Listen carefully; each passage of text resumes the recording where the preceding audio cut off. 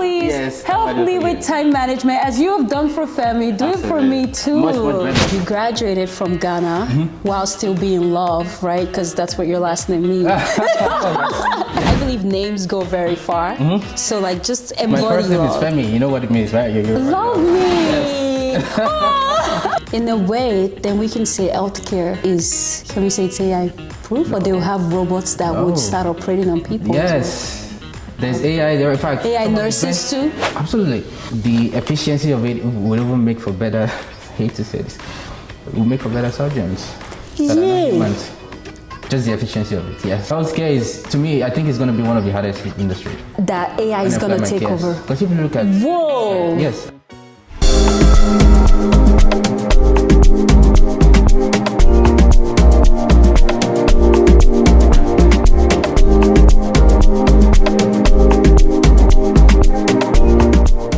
Welcome back to the channel. On today's episode of Convos with Dederils, we've got a guest who's not just breaking barriers, but building them in the world of tech. From studying geology to data engineering and climbing the corporate ladder at a lightning speed. Get ready to deep dive with a true industry powerhouse. Today's conversation is with someone who truly embodies what it means to forge your own path. We're talking about a fascinating career switch, rapid ascent in data engineering, and the real secrets to balancing it all. Stick around, you wouldn't want to miss this. So, Mr. Femi, please, do you mind introducing yourself to everyone that don't know you? Absolutely. First name, Femi or Obafemi.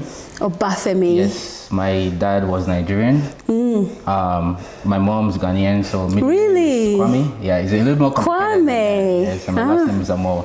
Lovely. AMOO. Sounds like love in French, amour. Amour? Okay. Oh, mi amour. I like that. So Femi Amoo, definitely looking forward to having this conversation with you. Absolutely, absolutely. So, Femi Amoo, when I think about you, I just think about, you're this guy that I know a little bit about you, but I don't know much about you. And then the moment I was about to interview you, I was like, let me deep dive into this guy. Okay. So, and then I started looking online and I see man, this guy he's smart, even though he's always on Instagram, partying.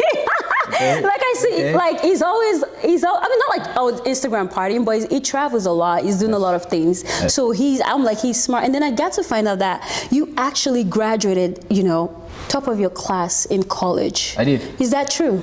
In college, in high school, wow. Elementary school. Wow. So you've always been top. Yes, I think I'm one of the smartest people in the world. Really? Yes.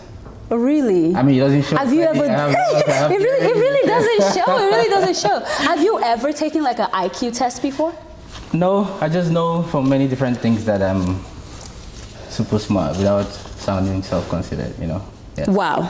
Wow. Yes, and I can go into that with you a little bit later. Absolutely. So, more about my research about you. I found out that you studied geology, and now you are into data engineering. Yeah, basically data governance, yes. Data governance, right. So, how do you go from, first of all, what made you study, why geology? And then how did you go from geology to data engineering? Well, it's fascinating, actually. I was going to be a medical doctor. Usually immigrant communities, let's stick to Nigeria. Nigerian parents, you either have to be a medical doctor, an engineer, a lawyer, an accountant, to be a smart person. Absolutely. So growing up, I had a conversation, I remember a very long time ago, about being a medical doctor. I was super smart with chemistry, physics, and biology, which were the prerequisites. So it was meant to be medicine. And in Nigeria, as you know, when you're going from secondary school to college, you do WAEC and then you do JAMB. And then I did that, I got a very high score, and I applied to UCH in Ibadan. So I was actually... That's where I'm from. I didn't want to go to the University of Lagos because my brother Wale was never come to this school, it's a horrible school, and I hated it anyway. But yeah, so unfortunately at that time, Ibadan was on strike. So I waited and waited, it was a strike. My second choice was Jos, my sister was in Jos, Kemi. But there was ethnic clashes in Jos and things like that. But cut long story short, medicine didn't work. So my mom was next best thing is to go to Ghana. And in Ghana, you can't just go do medicine. So I did physical science. And while doing that, I was like, fuck it, I'm gonna, basically drive my own path. And I was like, you know what? I love geography, I love chemistry, I love mathematics. What can I do for geology? And that's how I stuck with geology. Geology. Yes. Wow. Yes. So, sorry, this might be dumb. Yeah. But what is geology? But like, is it, because when you say you love math, you like geography, you Yes. have, is that like is geology like? It's kind of like an amalgamation of both things. Okay. Yes. And I was very great with biology. A fun fact, actually, that people don't know. Biology, I did biology for 3 years, SS1 to SS3. I was never second in any test, in any exam to anybody in biology. That was how good I was. Wow. Never. Wow. So, which was why obviously I was going to do medicine. Yeah. So I was like, yeah, biology was my path. But with geology is basically studying rocks. The composition of rocks. That's one part of it. So you have to know like the chemistry of the rocks, the physics of the rocks and things like that. What has happened to the rocks. But what makes it very interesting is the rocks tell stories. So you use the rock to tell the story of the earth. What has happened to the earth in the past, they are stored in the rocks. When you're looking for oil and gas, the clues are stored in the rocks. So it's basically an analysis of rocks. Analysis of rocks. Yes, that's the baseline of it. There's a lot more to it, but that's the baseline of it. Right. So you were able to use your biology knowledge, your chemistry knowledge, and all of that. Absolutely. Okay, so you did that. You graduated from Ghana while still being in love, right? Because that's what your last name means. Where you like spreading love. I'm kidding, but you know, just being like, because you have to be like, I believe names go very far. So like, just embody love. Yes, my first name is Femi. You know what it means, right? You're love right. me. Yes. Love me. Yes. Love me. And then your last name is like Amoo. Like, I really don't know what it means, but it sounds like love. It does sound like, so it's all about love. Yes, absolutely. Do you feel like you try to embody love? Oh, absolutely. Absolutely. Somebody was asking me a few weeks back, I was in Japan. I met this girl there and we're talking and she was asking about love languages. I don't really pay attention to those things, but I've read about it. And when I looked at those things, it was like acts of services. That's me. And there's no better way of like showing love than actually giving something, right? So I like that. Yeah. That's actually my love language too, acts of service. Yeah? Honestly. Yes, like when people do things for you and they don't expect anything in return, it's just who they are. Yes. That's a beautiful thing. Absolutely. So, okay, so now we've understood geology. And then, you come out and you're like, okay, I'm done with geology. Then how did data come about? Was this like geology, data, biology, I love chemistry, doctor? Yes. It's kind of, so with geology, I was going to actually work in the gold mining industry in Ghana. When I was getting out of University of Ghana, obviously I graduated at the top of my class, so I had offers. I had a first class degree. So I had offers, and one of them was in a gold company in Ghana. And at that time, it's kind of crazy, but I had just gotten out of like a very long relationship, and I was getting into another one with a Ghanaian girl at that time. So I was like, and I just reconnected with my dad. My dad was like the proudest person because of like the first class. He was always like very educational person. So I was like, you know what, Dad? I think I'm gonna stay in Ghana. I have a job. I'm seeing this girl. I'm not going to mention her name, but we still spoke last week. It's so crazy. She'll see this and she'll probably be like... Very, very close person to me, beautiful person. So I was like, you know what? I think I'm going to stay in Ghana. My dad, because I didn't grow up with him. My parents got separated when I was 8, right? So I didn't grow up with him. I only reconnected in my last year of college. So, I think in his mind, his calculation was I'm finally connecting with my son and things like that. And all of a sudden, I'm like, I'm staying back in Ghana. So 3 days later, he called me. He was like, young man, I want you to come back to Nigeria. And that's the final decision. That's how my dad talks. So I was like, yes, sir. So I went back to Nigeria to do national service. So that's how I left the geology job. But while I was doing national service, I got contact with Schlumberger. So Schlumberger is actually the #1 oil and gas service company in the world, in the whole world, right? They're like top of the line. So I got a contract, an offer with them to come do my basically to serve with them. During national service, you can serve with the government or with private companies. And so I went to serve with Schlumberger, and they put me in their seismic data side, right? So I started learning. Seismic data is basically, I don't want to get too technical, but oil and gas exploration. So when the oil mobiles and chevrons of the world are looking for oil, that's what we do. We go collect seismic and process it and tell them drill here, drill here, drill here. Do you understand? Yeah. So that's how I started. That's how I got into data, and this is like huge data, as you can imagine. Like, so basically data processing. That was my first foray into data, and it just grew from there. It just grew from there. Yes. Wow. So you started in Nigeria, Yes. and then at some point you came here. Well, I actually have lived, worked, or schooled in 7 countries around the world. Wow. Yes. So wow. I moved around a lot. Wow. I went to France, which was one of the greatest times of my life. Really? I went to Abu Dhabi, which was the greatest time of my life. Oh. Yes, Wow. I worked in Abu Dhabi, in France, and I went to the UK. I came to Houston, to New Orleans as well, Gulf of Mexico. Mr. Trump, I'm sorry, Gulf of America. It is now the Gulf of America.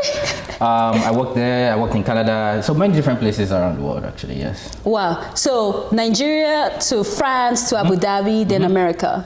Yes, and then went back to the UK. I worked in Gatwick, in St. John's in Canada, Newfoundland in Canada, and then went back to Ghana for a little bit. So I kind of moved around, yes. And now you're based in America, for now. In Dallas.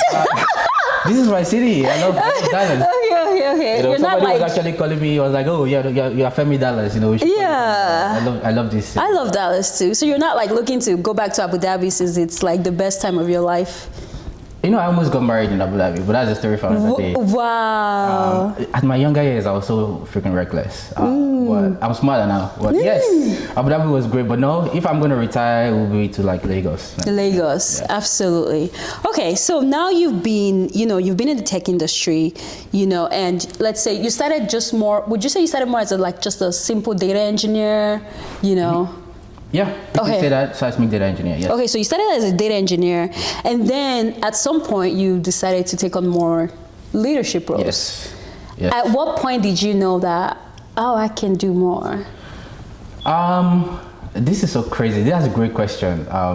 Let me tell you a very fast and crazy story. So I remember when I was in elementary school, or primary school, but Americans call it elementary school. And I would never forget having a conversation, obviously very young, but like pockets of memories. I used to be so good. I used to be number 1 in class. I used to compete with one girl, but it was always 1, 2, 1, 2 like that. So I remember that person saying, "Oh, this is just primary school. When you go to secondary school, you meet people that are smarter than you." I remember the conversation. And I went to 3 secondary schools, number 1 in each of them. But that conversation stuck with me. So I'm like, okay, maybe I'm a local champion in secondary school. When I go to university, you see like people from all the smart people from all schools. Yeah. University, I was number 1. Wow. So, and finally, in the Middle East, when I was working with Schlumberger used to bring around like some of the best people around the world, like some of the best engineers, and then they would train them for like 12 weeks, and then it's kind of like a cohort, and they rank them. And this was like the best of the best, Mobil, all these big companies will always push people from Schlumberger to work for them because they were like, these are people that are doing service, so you know what you're doing. And I was number 2 in that program. We were like 20 something. The number 1 was Chinese. Oh, Chinese, they're so freaking intelligent. Really? They're so freaking intelligent. But yeah, so I said that to answer your question by saying that I've always had that confidence that I can always do more. Even right now I'm sitting with you. There's a lot I can't say, but I have an offer to be the chief data officer of a startup. And I feel like I can do it. I always have that confidence that I can always do more. So when I was there as a data engineer, I got promoted very quickly in Schlumberger. And I got promoted to a senior data engineer. And that's when I was moved to Houston, to start working in Houston. Absolutely. In the Gulf of America. I have to say the right thing, so I don't want Trump coming to me. Absolutely. But yeah, so it was just more responsibilities from there. I was pretty young, but lots of money, lots of traveling, lots of responsibilities very fast. Absolutely. Yeah, so that's the mentality I have. Yeah. So I like to get to, so this smartness, would you say it's from the mommy or from the daddy? Because sometimes some of these things, it's like, I've heard a scientific research that says that a child gets his intelligence from the mother. I don't know how true it is. I don't know if it's empirical, but I've heard that you get your intelligence from your mother. So you gotta, you have to thank your mom. I think my mom, if that's true, and then you have to marry somebody, or you have to procreate with somebody who's smart. Yeah. If that is the case, but but yeah, I'm sure my dad was intelligent as well. Wally is a genius in mathematics. Really? Oh yeah, he taught me from my jam. So. Wow.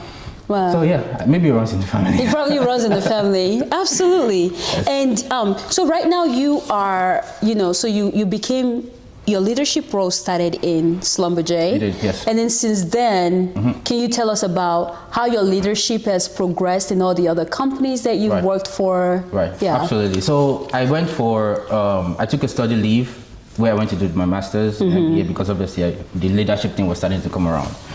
And I'd always advise anybody, I don't know about today's market, but back then, if you wanted to go into leadership, have your MBA for sure. There's some skills that degree will give to you. Really? Yes, absolutely. Well, I mean, I guess we'll talk about that maybe a little bit. But yeah, so when I was doing my MBA, just kind of like obviously, make ends meet. I was working, so I wasn't getting any money. I applied to a contract job in a healthcare company. It's called Tenet. So they pushed me to basically, I work with the technology arm of Tenet, which was called Convos. So that's where I started. I started there as a data analyst, business analyst. And then obviously moved up there to a senior business analyst and things like that. So I worked in the healthcare industry as well with Tenet. And then from there I went into PepsiCo. With PepsiCo, it was basically technologies. They were trying to like modernize their IRS reporting pipeline. So I built like a new pipeline for them, basically did great things for them. Absolutely. Introduced Ultrix, introduced Celonis for like prescriptive analysis and things like that. So with Tenet and PepsiCo, it was individual contribution. So I was basically come here, improve this process or build this workflow and things like that. But when I went to Walmart was where like it started to be like, because Walmart got me to basically help build their data governance process. Walmart is Fortune 1, is the #1 company on the Fortune 500. But it is so backward with data governance. It was so backward with data governance, a lot of silo teams. So they brought us in, myself and one other guy called Chris Brown. Chris Brown? Not that. Chris Brown, yes. Did he look like Chris Brown? I don't know. Apologies, Chris. Oh, sorry. Not at all. But, it was both of us, and then so we started to work with many different teams in Walmart to basically build a data governance process out. One of those teams that I worked with was the merchandising team, and I met a woman there who was a mentor. She's now the vice president for Sam's Club. Walmart owns Sam's Club. Eva Uma, she's always wanted me, basically to work with her, but I love her so much. So Eva was like, you know what, you did so much for our team. I'm building an Indian team, come work for me. So she hired me as a manager for merchandising and supplier data. So I was in charge of the merchandising and supplier data for Walmart. And then from there, went to a senior position as a senior manager for there. So Walmart was really what pushed me up there. I'm so grateful to Walmart, really. Schlumberger as well. But pushed me up there to assume like senior management positions. And my company right now is Palo Alto Networks. It's a cybersecurity company. It's probably the biggest cybersecurity Absolutely, company. absolutely. And Palo Alto were closing their governance team in Costa Rica. They used to have the team based in Costa Rica. So they're closing it up and bringing it to Texas. Incidentally, Walmart was pushing me to Bentonville. So I actually moved to Bentonville. I don't know if you know. You did tell me. There was a time that you said you're not around, and I'm like, yes, so I actually moved to Bentonville, got an apartment, everything, the whole 9 yards, and I missed that so much. And it was during that time somebody reached out to me from Palo Alto Networks on LinkedIn. And so like, we're trying to build a team for data governance in Texas. We feel like you have the great knowledge for that. Would you be able to help us do this? I was like, you know what? Let's see how fast we can do it. West Palo Alto Network is 5 minutes from where I live in Dallas. Wow. So yeah, I just built a team. So right now with my team in Palo Alto, I'm in charge of like 7 people. 7 people. Yeah, this is the first time that, I'm in charge of like other people's careers as far as like payroll, compensation, and all those things are concerned. And there's 7 people on my team right now. Absolutely. Yeah, so it went from 0 to 100 really fast. Absolutely, yeah. Absolutely. The one thing I wanted to say is, so it seems like there's been a lot of like progression, data engineer, senior manager, and you're working for like the top companies and also taking on leadership roles, right? One thing I found with most people is they're scared of change.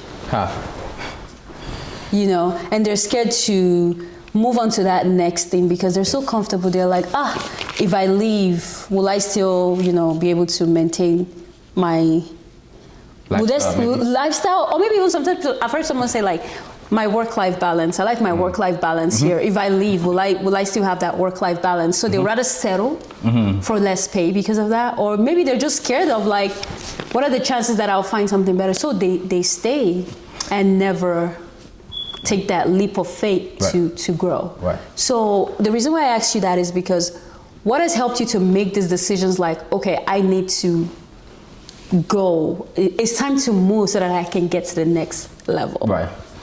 So I will say this as not an advice, because obviously there may be, somebody trying to make career decisions watching this someday. But I'll see it as an advisory. So the information is out there, use it as you will.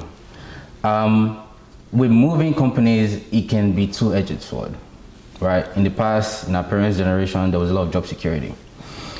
Usually they'll be like, stick around, 20, 30 years so that you can get that stability. It's no longer like that, especially with I don't even want to say advent of AI, especially with the disruptive nature of AI that we are in right now. What I would say is most companies in corporate America, if the viewers are in America anyway, most companies in corporate America will offer you some level of work-life balance. Most companies, right? There's competition for talent and things like that. So the advisory, and again, I don't want to use advice, the advisory is that always go for the best opportunities when you have it. Corporate America is cutthroat. It's a jungle. Like the position I'm in right now, the higher you go, the more cutthroat it is. It starts to, Sorry, I could feel that because I'm feeling it too. People become 1 and 0, X and O's, really. And for evil, the higher you go. I'm sorry. No, it is true because you're accountable to somebody. Everybody, even the CEO, is accountable to the shareholders, right? So the advisory would definitely be: we're no longer in our parents' generation. The current market right now dictates that you take the best. There's nothing like, oh, this is stable job. There isn't really. And so when you have a great opportunity to move on, take it. And again, this is an advisory. There's no such thing as completely stable positions anymore. Microsoft laid off 6,000 people last 2 months. Yeah, I heard. 6,000 people. Yeah. One of those people, I knew very personally. I'll probably say he's the most intelligent software engineer I know in the whole world. Wow. He's a go-to-market engineer. You know what go-to-market engineers, right? So if you have a product, before he actually goes to the market for people to use him, these are the people that vet him. It's gone. Because they let him go? Yes. The CEO of Microsoft, Satya, did say in one of the conferences, and which was crazy, that was the first time I heard it, that now they're using AI to build their codes, but that's not even the crazy thing. They're also using AI to monitor the codes that AI is building, which is insane.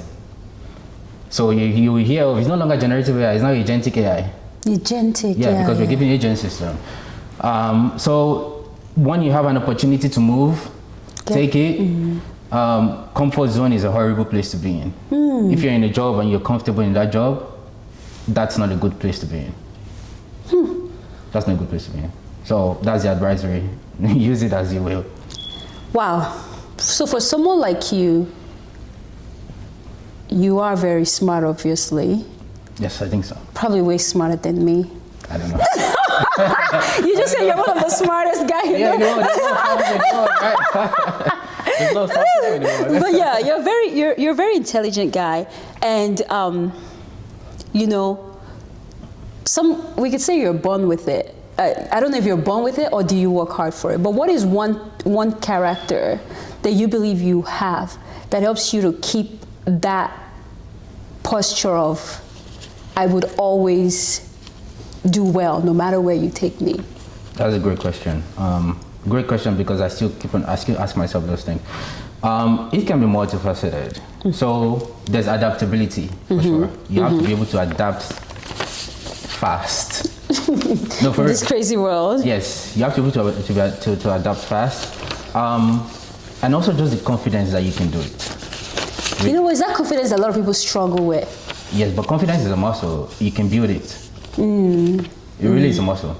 So if you are like a public speaker, and you stand in front of a mirror and you're practicing and you're talking and you're practicing and you're talking, and you go in front of people and then you have stage fright, the first time, the second time you're going to be better. Absolutely. The third time you're going to be better. The fourth time, so you're building it. It's the same thing with confidence. If a guy is scared of talking to a girl and goes and talks to her anyways and gets rejected the first time, the second time is going to be better. The third time is going to be better. That's confidence. It's a muscle, right? So I don't think anybody cannot have it. That being said, you have to work on it to succeed. Basically. So there has to be that confidence that you can do. I've heard people, oh, this is so hard, this is so difficult, I can't do it. No, the only thing that is difficult is what you don't know, really. Anything you don't know will be difficult. Right? But it can be learned. Yes, that's confidence. So confidence, adaptability because just things change. In fact, if you're not adaptable, I'll go as far as saying if you're not adaptable, you probably wouldn't survive corporate world. You wouldn't survive because even the most adaptable people still get caught up on things like that. So imagine that you're not adaptable to things, and adaptability comes in many different forms, but just at the core of it, being able to change with changing times is super important. Yeah, so those are some of the things I would say that definitely people should work on. Absolutely. And so confidence, adaptability, those are characters that you account to being like some of the things that's driven your success. Absolutely. I've worked in 4 or 5 different industries. So definitely that has to be adaptability. You have to have knowledge that is industry agnostic. And don't be afraid to learn.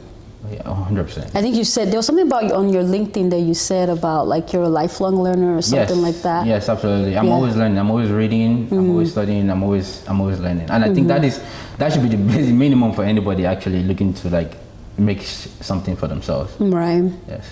So the one thing I wanted to also talk about is, you talk about your love for. You talk about you believe people should diversify within industries. Yes. You have a love for that. Yes. And you just love like the diverse cultures and all of that. I do. Why is that? Why do you believe that is so important?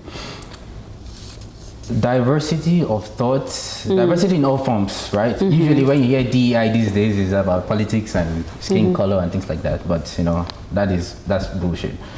Diversity of thoughts is probably the most important thing one you can have, because on the flip side of it, in fact, which is why I was talking about the MBA thing, one of the biggest things that MBA will actually teach you is soft skills. They're not going to be teaching you both to know how to code and things. Obviously, you learn like managerial accounting and stuff like that. But I think for me personally, anyway, let me speak for myself. The biggest skill that I got out of MBA was soft skills. Business and society, understanding business and society, understanding emotional intelligence.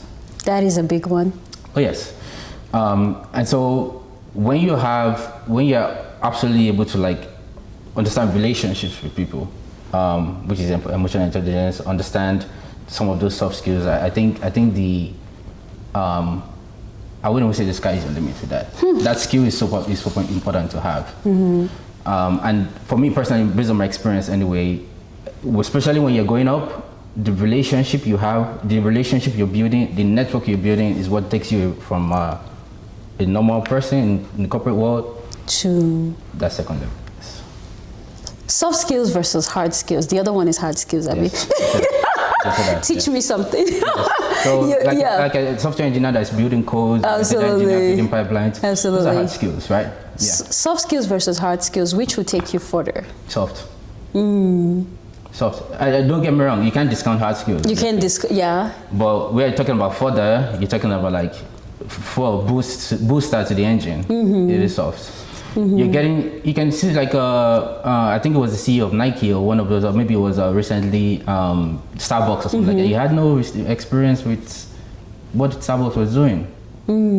He didn't have the hard skills for it, Yeah, but he's the CEO, and that's where the world is moving to right now. Absolutely. They're taking CEOs that hey, just maximize shareholder value for us. They probably don't know the core of the business, but they understand how to move things forward. So it's those soft skills, those relationships they have, it's those networks they're building, the ability to influence people.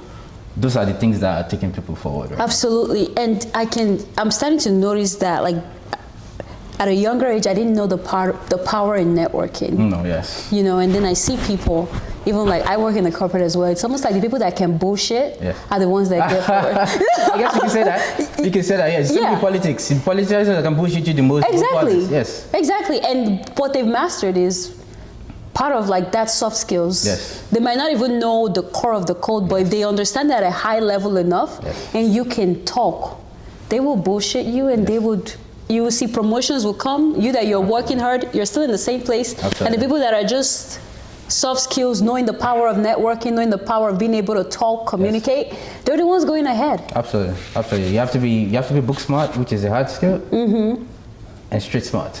Street smart. Street smart is a soft one. You have to understand not just the books, but actually how to like move. Yeah. Yes. And some people actually like, they really, really study these things, and you will even come to you would think they are genuine, but they're fake. They're just following what they've studied. Yes. I'm sorry, but that's the things that I'm learning in the corporate world, because I'm new to the corporate world. And it's just like the higher you're getting, the more you start to see all these things. And people last week I was in a negotiation, moving things around for one of my employees, and it was draining. It was draining. I miss being an individual contributor where I just come to work, just do my thing and go home. Because I'm interacting with many different teams, finance, purchasing, the VP and all those people, and then like, it is cutthroat. Corporate America is cutthroat, it is.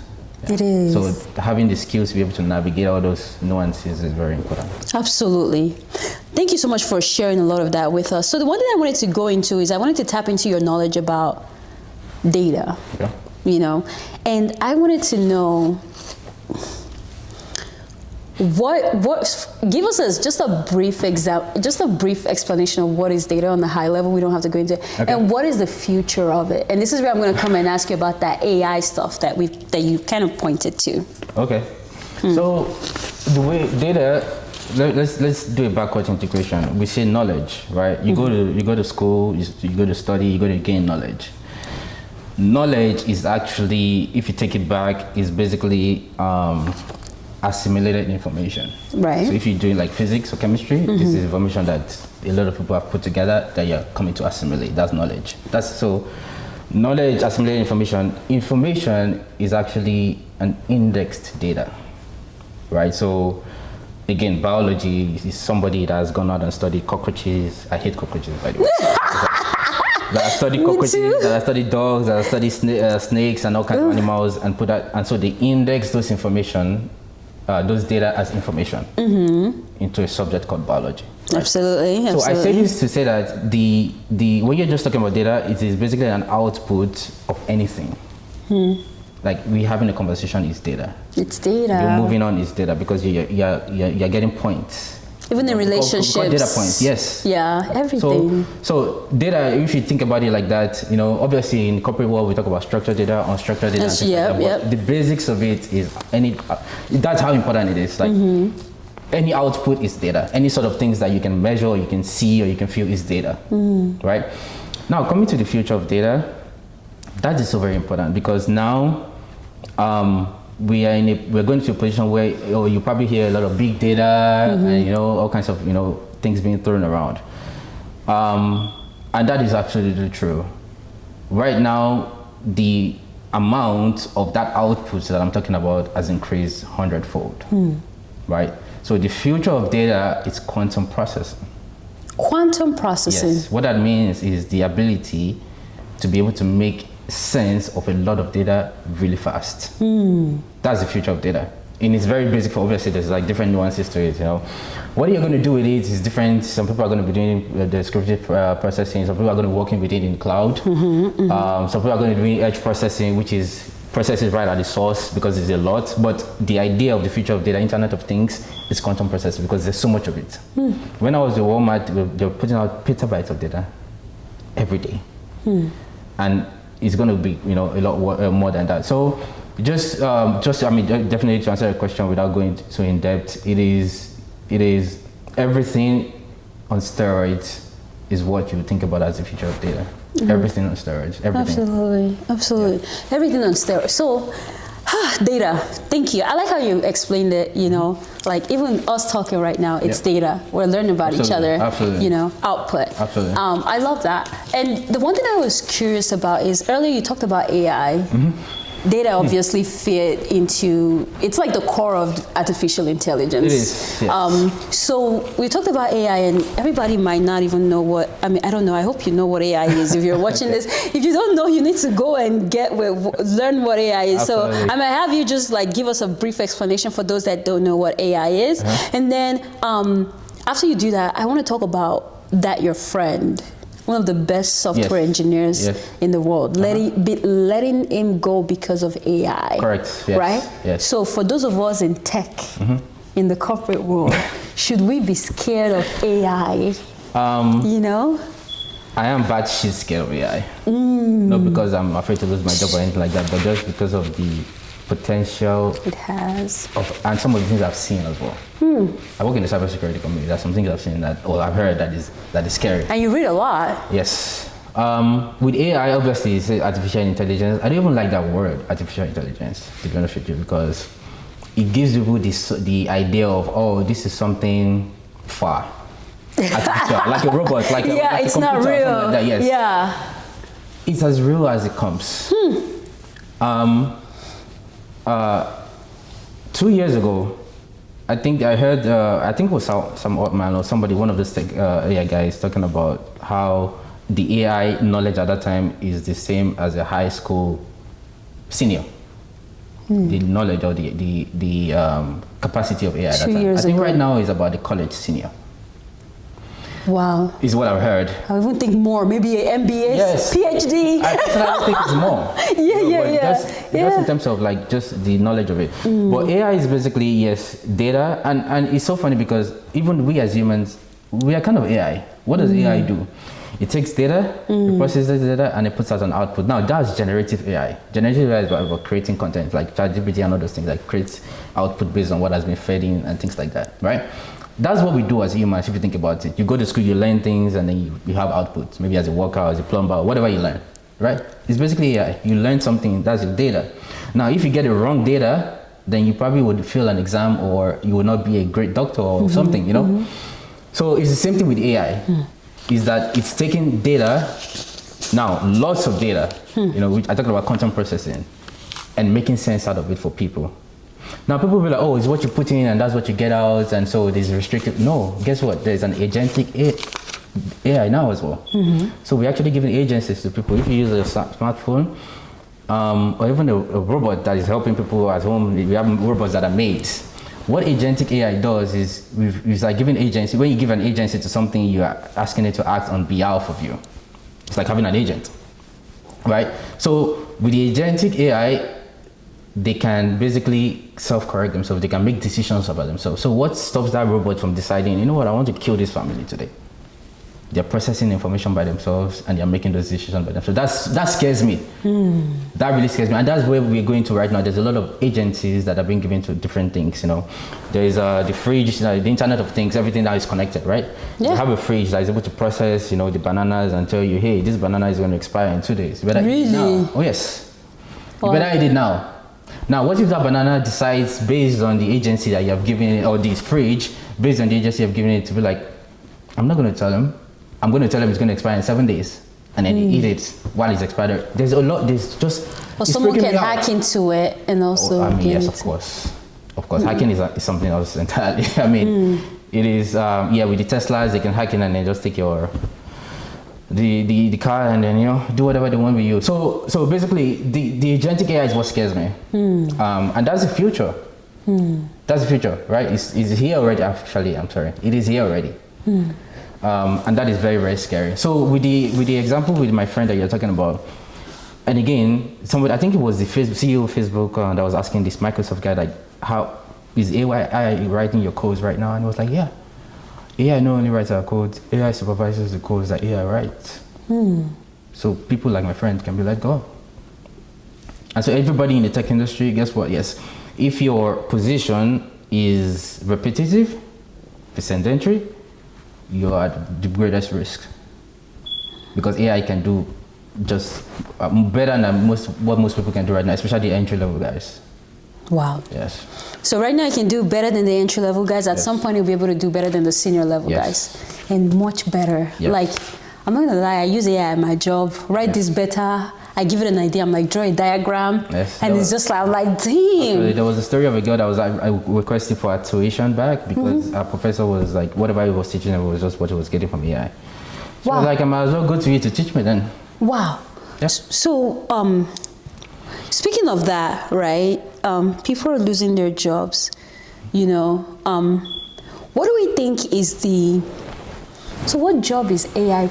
Because I was going to ask you, like, there could be some people that want to ask you, like, Mr. Femi, I want to be a data engineer. Okay. You know, is there still future in that? Oh, yes. And then, what job is data? In the corporate, in the tech world, what job do you think is like AI proof or data proof? Well, I don't know if anything is AI proof, to be honest. I think AI will probably be, maybe not replace your jobs, but at least be a colleague. Yeah, it's a colleague for sure. Me right now. Right, so I don't think any job is fully AI proof. That being said, if anybody is looking for like opportunities, and I will first say again, this is an advisory because I'm very aware of giving advice, like younger people. I would say the world has a way of rewarding ambition. So if you're a young person, you know, whatever you're ambitious at, you just go do it. It doesn't necessarily have to be data. But if you decide you want to do data, definitely concentrate on having cloud technology. That is obviously the future. Well, it's here already, but it's going to proliferate. So have a lot of knowledge about cloud, the cloud native platforms, cloud technology, and things like that. And then cybersecurity.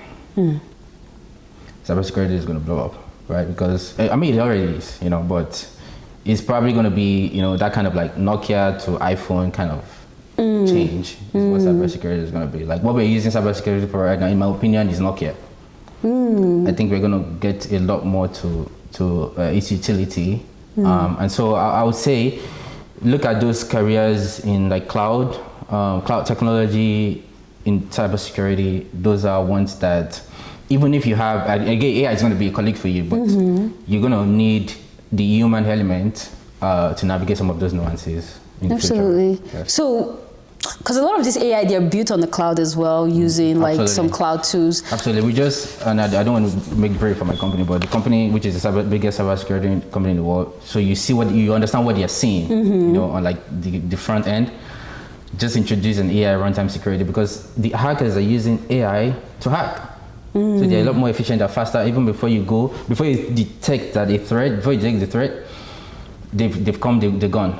Wow. Yes. Because now so you have to use AI to fight the hacking itself, which is what they're doing. It's called AI runtime security. So when we talk about cloud technology, so what are some jobs that you think? Because I guess there could also be some. Is there a future for like AI engineers as well? 100%. Or like, you know, 100%, yes. Like if you're thinking cloud, like there's cloud data engineers, cloud infrastructure.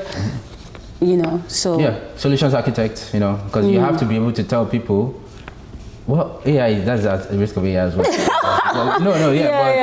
But I still believe companies in the future will want somebody to come and explain to them. If I'm a CIO or a CSO of a company, I want somebody, not just AI, to come explain to me how your product is going to stop the next threat. Absolutely. Right? So there's going to be that human element to it. Absolutely.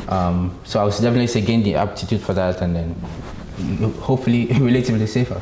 Absolutely. And one thing I want to say is, I think one of the ways that I want to grow in the corporate world that I think can also even help me in whatever I decide to pursue as well is strategy. Okay. Yes. You know, like, because a lot of the technology, like building, even the solutions architect, AI can also build that for you. Sure. It can even strategize for you as well, you know? Yes. But so I'm just like wondering, like, okay, because I'm like, how can I? But I'm like, that strategy, because like you said, AI, maybe they will have robots that the robots will. I just studied about agentic AI. Okay, so everything AI is basically building a human person. Wow. Because we are our own agents. Yeah. If you want more information right now, you go onto the internet and you read about it and you make decisions based on it, right? Is what is exactly going to do for you. Wow. Yes. Okay. Good luck to us. I'll say pray.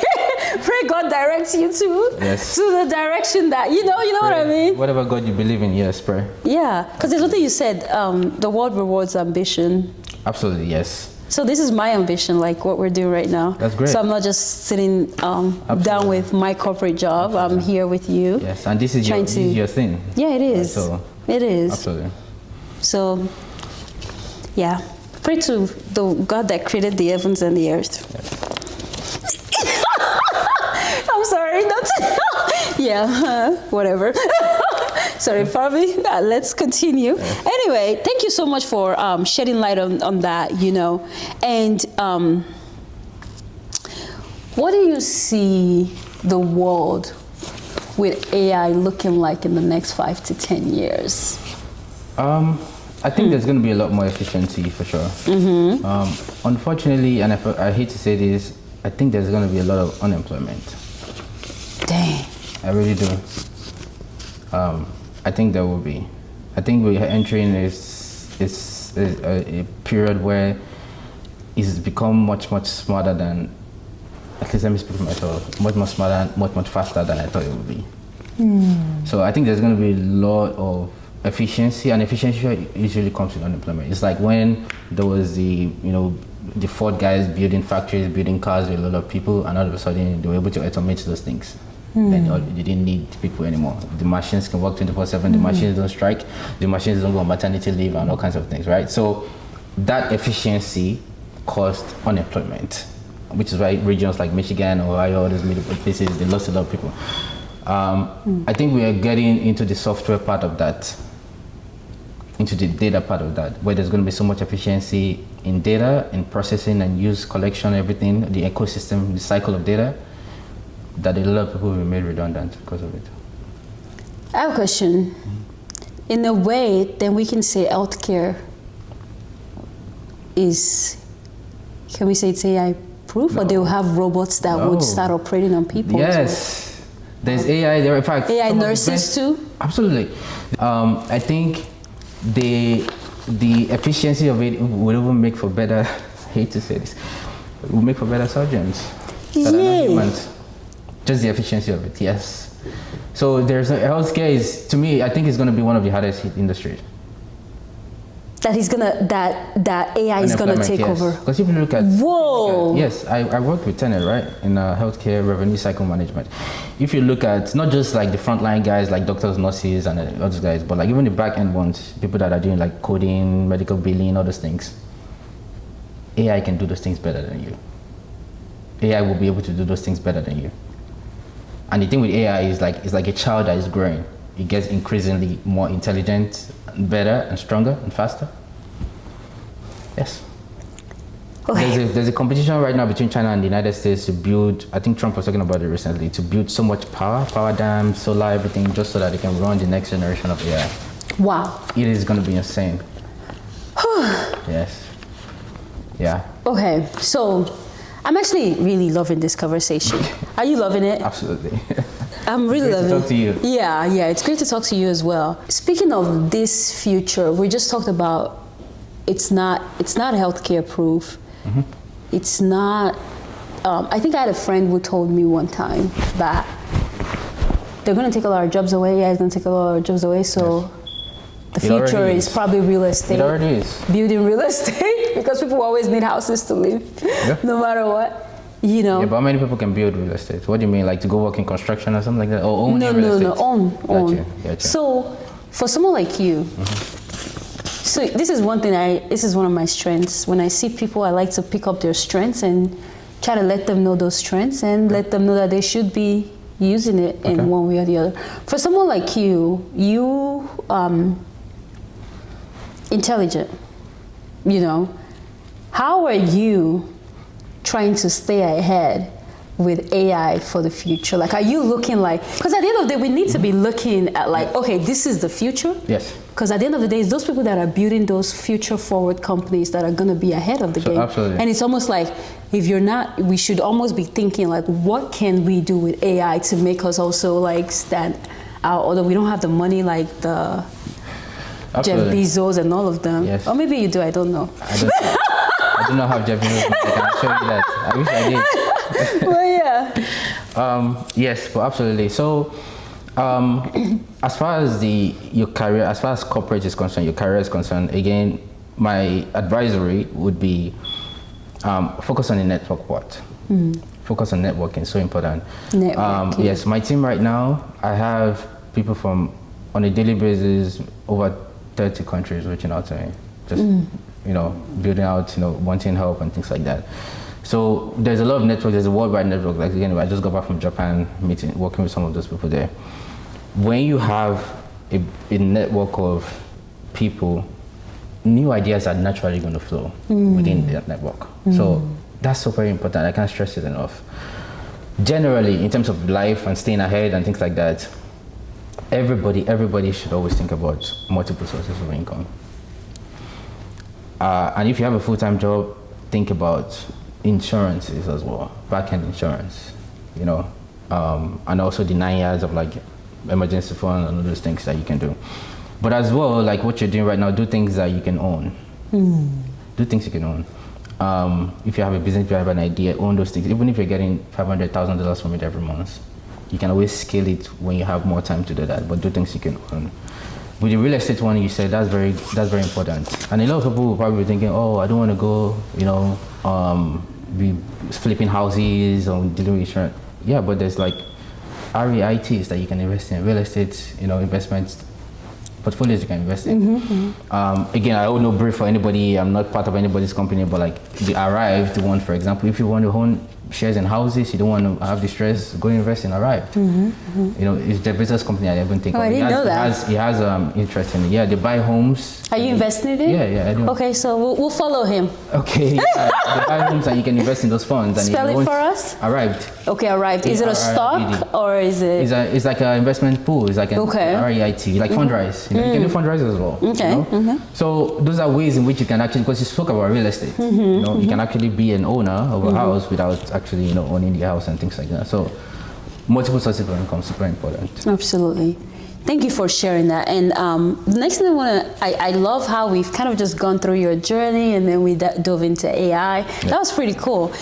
So I want to talk about, obviously no journey is perfect, right? Yes. What is one tough challenge you've had to face this could either be in your journey of life, like, okay, actually, this is just a great idea just came up to me, right?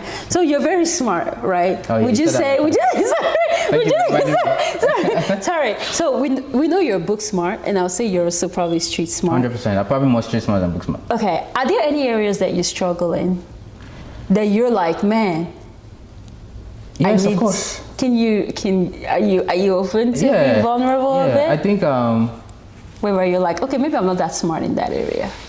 Oh, you mean like in terms of smartness? Oh yeah, again, don't get me wrong, there are a lot of things I don't know. Yeah. Of course. I mean, we're all forever learning, so as long as you're obviously, there's a lot of things I don't know. I have an eclectic knowledge, no doubt. I know a lot of things about a lot of people and a lot of different things, but there's a lot more that you don't know. And I think that's actually the measure of intelligence. You understand it, you don't know. Exactly. But I think I would say what I struggle with is understanding. I don't know if this is the right time for it or the right moment for it, but basically understanding the psyche of women. Yes. The psyche of women. So obviously, I'm not a woman, and I don't know that. I would say that. I like that. Yes. That's a good one. Thought process of women is crazy. And I'm sure women will say the same thing about men anyway, but I would say that's what I can think about. Like, most of other things I can have good conversations about. But the psyche of women. I cannot. So I just let them be. Thank you. I like that answer. So, okay, now going to my next question, which is obviously no journey is perfect. And I just wanted to know, what is one tough challenge you've had to face that has just been like, that you thought like, man, if this happens to me, and how did you get through it? Nothing recently. I would say nothing. Not that I haven't faced challenges. Don't get me wrong. Lots of challenges recently, but I think I've been able to train my mind much more recently to understand or to believe that I can deal with anything. In the past, obviously, it wasn't like that. So one of the biggest challenges that I think I had was just getting through college. There was a time when I thought maybe I wouldn't be able to, not because I wasn't smart, but like other financial and, you know, all kinds of other reasons that were popping up at that time. A lot of people didn't know, but I was drinking a lot in college. And it's actually crazy to say. I hope my mom doesn't watch it. But yeah, I mean, I don't watch it. Obviously, you know, I was a college athlete, so there was drinks, there was women, and all those things, you know. So you can say a little bit of a depression. I don't believe in depression. I mean, it's real, but personally, I just don't believe in it because I don't think I have the luxury of it. But that was one part where I felt like, God damn it, am I actually going to get through this? Thankfully, the book smart part got me through it. I had some help, you know. I don't want to talk too much about it, but yeah, nothing recently. Nothing recently. Yes. Nothing recently. Okay. That's cool. But you got through it through your book smartness and again, I guess your mindset. Yes, I did. I don't know if you know the story of the BAM Library. BAM Library is the biggest library in the University of Ghana, and just the way everything I did, you know, in college, and still came out on top. Shocked people. It shocked people. Like there was somebody that called me and she saw my name and I was in Abuja then with Wale trying to register for my NYSC and she was like, Femi, is this you? You're the son of Amoo? I said, yeah. She saw that because they placed the results there. That I had not just first class, I was the only one with the first class, but I was actually the top, number one person in my cohort. And she almost went crazy on the phone. Wow. Like, you're the only person I know that came, party, blah, blah, blah. Party blah, did blah, this blah. Yeah. But yeah, because even I didn't realize, I didn't know for sure that I was going to get through all those things. Absolutely. And what is one, okay, so now you've talked about confidence being one of your strongest, the ability to adapt and all of that. Yes. During that time in college, what is one thing that got you through that time? My mother's prayers, probably. I'm not really a religious person, as you know, but I believe. Oh, I didn't know you were not religious. I'm spiritual, not religious. You're spiritual. I like that. Yes. I'm spiritual as well. Yes, I'm not a religious person. You probably won't find me in church. But I believe in God, and I believe my mom's prayers and my dad's prayers at the time were very important. And I prayed as well. Sometimes I prayed. I really didn't know if anybody was listening, but I still prayed. And again, it was a fear of failure as well. I had a deep fear of failure. I mean, I'm a sports guy, so you're very competitive and you don't want to fail, you don't want to lose. So if it was like, oh my God, I'm going to sequester myself and just go study this thing, that's what I would do. I can go from the party, I can go from the club to the library. And not sleep? No. Or I can just sleep. I had one of my colleagues one day, Siram, I will never forget that, I call him Scotch. He came into my room and I was watching, this was the day before exam. And I was watching TV and he was so mad. He was like, come study with us. I was like, no, I don't study on your time. I don't study on your pace. You know, because, you know, and I learned things very fast. So I'm not going to spend hours. I just wanted to go have fun, go to the club, drink, and then come back, read where I think I'm lacking, and then go write the exam. You know, so I basically, and you said it during your introduction anyway, I forged my part. I still do it right now. In Japan, one of the top guys saw me and was like, you have dreadlocks and earrings. and he didn't expect. You have dreadlock and earrings? No, he didn't expect that. Is this the guy that I speak to? Yes, like I'm the senior manager for that. Yes, I'm the senior manager here. And, you know, even when Palo Alto recruited me and then they were introducing me to one of the managers and it was like, oh my God, this is not what I expected. They expected maybe like a grade A senior manager, whatever, but yeah. So I forged my part. Absolutely. I forged my part. One last thing, I will never forget, when the first time I had earrings on was in college in Legon, University of Ghana, and my mom visited. I would never forget that day. She visited me in college and I ran, Mommy, you know? And I hugged her and then she looked at me. I don't even know if she remembered anyway, but I knew that she was disappointed because I was wearing earrings. I knew it. And she gave me that look and I said, have I ever failed? You know, that was just like, I've never failed. Never had to tell me go study, never. Even when I was in elementary. And I never failed. So I think she got the message. That forged my part. You forged your path. Yes. Yeah, that's true. You wouldn't expect someone. No. But it's the stereotypical world that we live in. Yes. You know, even before they even hire you, they will, just because of your presentation, they will think twice about it. Yeah. You know, so but which shows you that your wisdom, your knowledge. If you put me in a seat, which is what my advice would be, my advisory will be to anybody anyway. If you put me on a seat in front of anybody, I will talk and I will defend everything. Just put me just get me in the room. I'll defend everything. So if I start to talk to people, I had people when I was in Palo Alto, getting ready for Palo Alto, like they still like, it was so good, was the feedback that people were giving me, like the interview feedback, like it was so good because I'm confident in what I know. Absolutely. Yeah. Absolutely. I like that. And you mentioned your mother's prayers got you through this. Yeah. So I'm going to ask you a question. I do like to ask my guests this. Okay. What is God to you? Who is God to you? Yeah, well, the creator of heaven and earth. I think the word is, I'm not is it agnostic? Atheist. Atheist, yeah. Yeah. Atheist. I'm not somebody that does not believe in God. I'm not atheist, yeah, that's the word. I believe the world is too perfect to not have been created by a person that was intentional about it. So I absolutely believe in God. I was born into a Christmas family.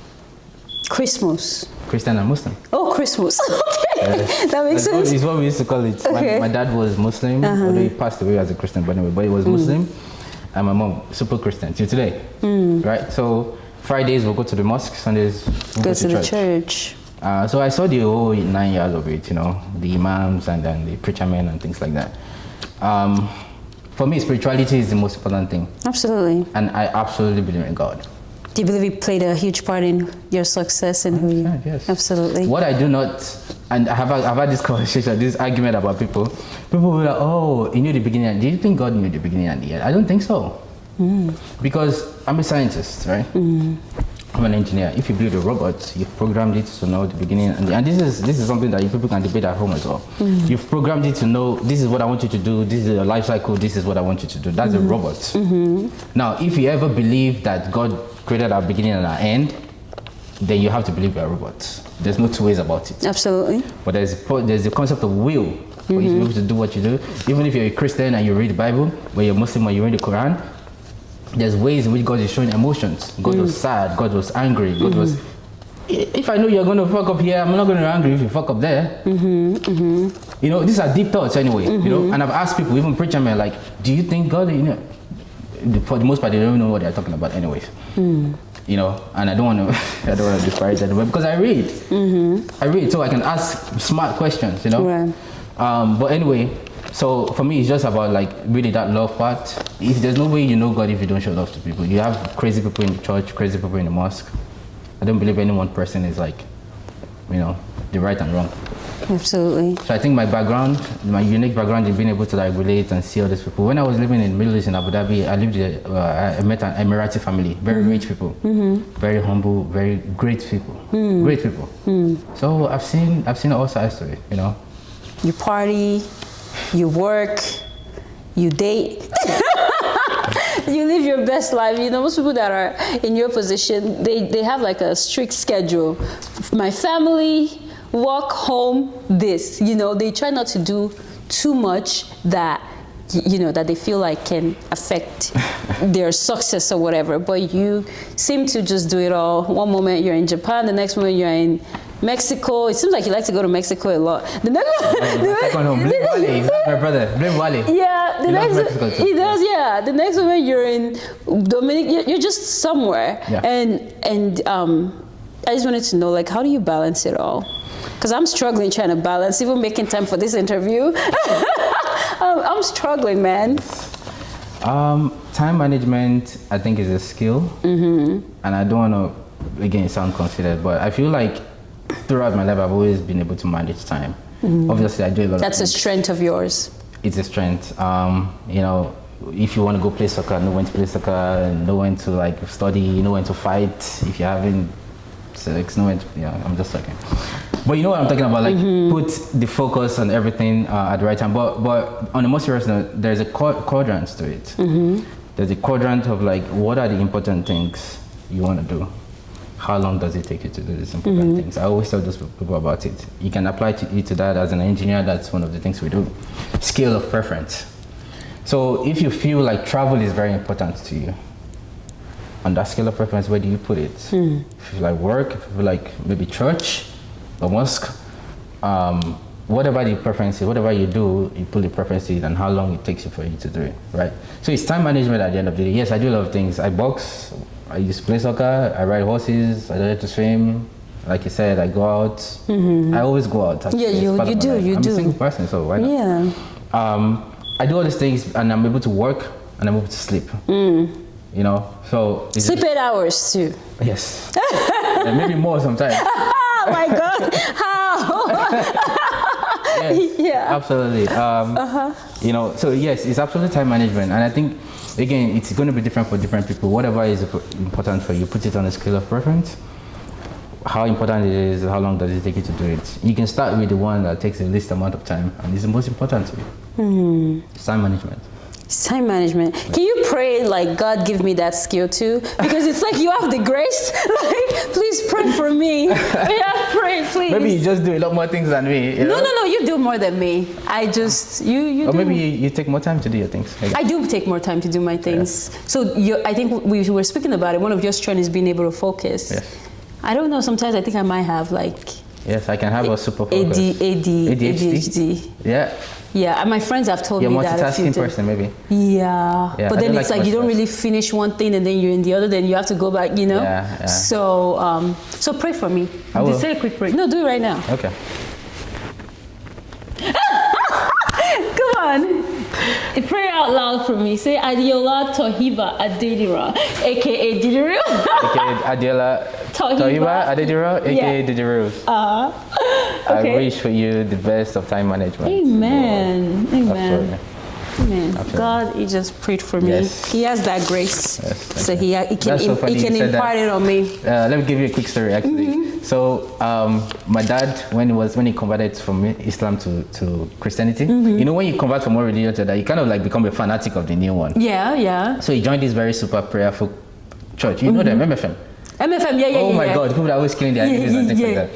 So my dad was MFM, super prayerful and all that. So when we reconnected in my last year of college, the MFM Geo always gives cars to first class graduates. He went to University of Lagos, and he got a first class. So he knows how difficult it is to come out the first class. It's like, hey, any of my members that come out first class, we give them cars. Obviously, I wasn't a member of MFM, but my dad was. So he was always telling me, try to finish with the first class so that the Geo can give you a car. I did finish with the first class and he was super proud, and then he took me to the camp, the camp they have on those Lagos Ibadan Expressway. They put us in front. I think we were like 20 something around the world. I had the first class affiliated to the church. And the cars were parked, they brought like TV, NTA, interviewed us and things like that. All kinds of crazy things happened. And my dad was there super proud, you know, his son first class right in front of the Geo.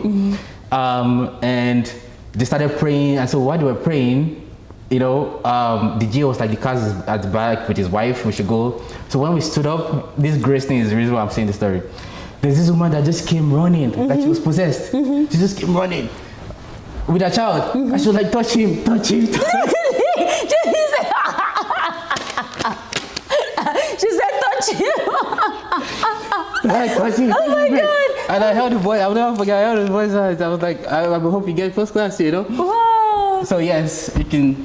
Oh my time management. Touch me. Touch me, both hands.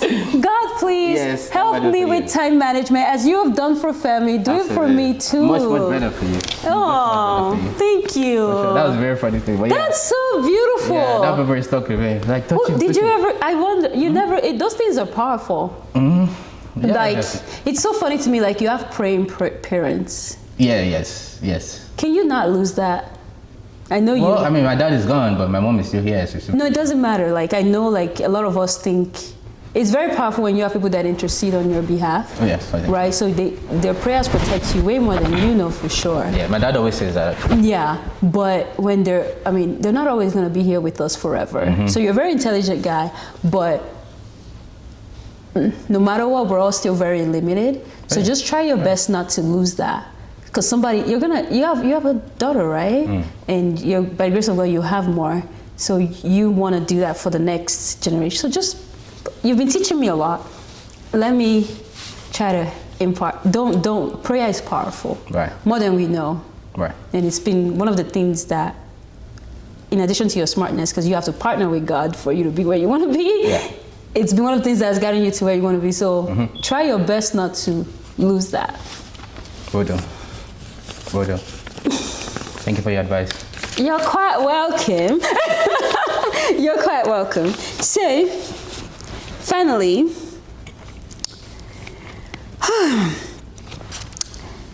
let's talk about this. I want you to advise young people that are, looking into this and are looking to hopefully follow your footstep, and they feel like it's tough, it's competitive, and all of that. And they feel like it's a dream that they don't think can become a reality. So if you had to, we're closing this up right now. Okay. If you had to say something to them, what would you say to them? You can look at them too. Yes. I would say definitely just do it, really. And as cliche as that sounds, I'll give you a quick story. When I was in Scotland, I did a training. When you work offshore, you do this helicopter crash training, fire, and all those things. And we did all those things, we went under the water, tried to survive and everything. And the instructor, I remember he used to be a former Navy SEAL. And he was saying, we can teach you all these things, we can see all these things. When push comes to shove, at the end of the day, just do it. Just have the will to survive. That was his advice. He was like, forget all this. I mean, obviously this is all good information, but at the end of the day, have the will to survive. No matter what I say today, it wouldn't go anywhere if you don't really have that will. And the will comes from within yourself, really, to believe that you can do whatever it is that you want to do. As cliche as that sounds, it is a very, very powerful thing.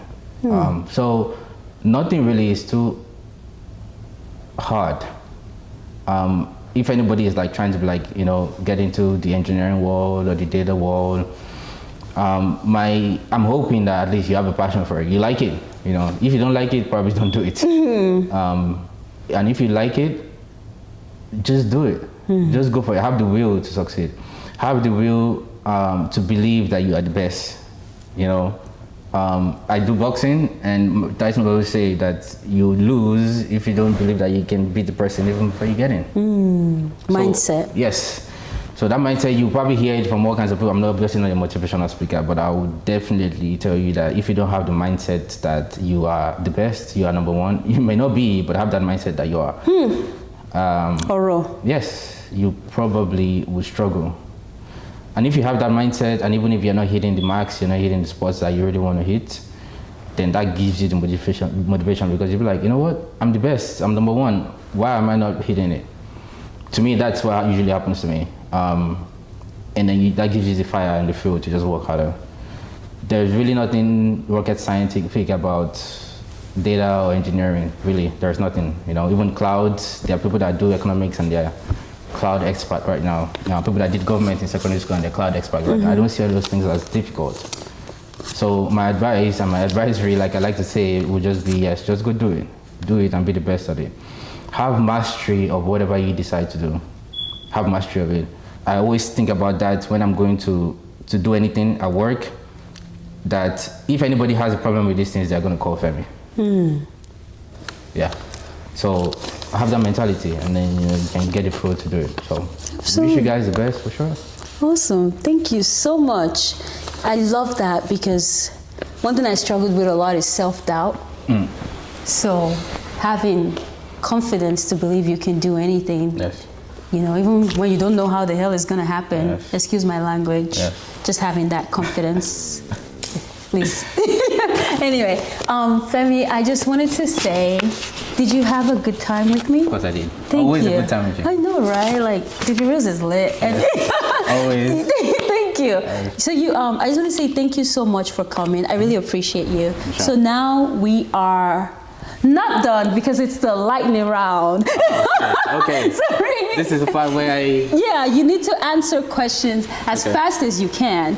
You have like you should not be saying just so I'm gonna ask just you go real just fast. do it, just say it. Yeah. Okay. All right, ready, set, go. Coffee or tea? Which one fills your day? Probably tea. I don't drink that, but tea. Yeah. Books, internet, or podcast? What's your go-to for learning? Internet.